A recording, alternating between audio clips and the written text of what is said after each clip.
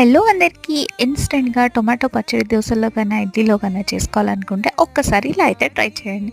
ముందుగా కడాయిలో కొంచెం జీలకర్ర, ఆయిల్ వేసుకొని వేయించుకోవాలి. తర్వాత పచ్చిమిర్చి కూడా వేసేసుకొని కొంచెం ఫ్రై అవ్వనివ్వాలి. తర్వాత టొమాటో ముక్కలు అవి కూడా వేసి కాస్త వేగనివ్వాలి. తర్వాత కాస్త అల్లం వెల్లుల్లి పేస్ట్ కూడా వేసేసి ఫ్రై చేసుకోవాలి.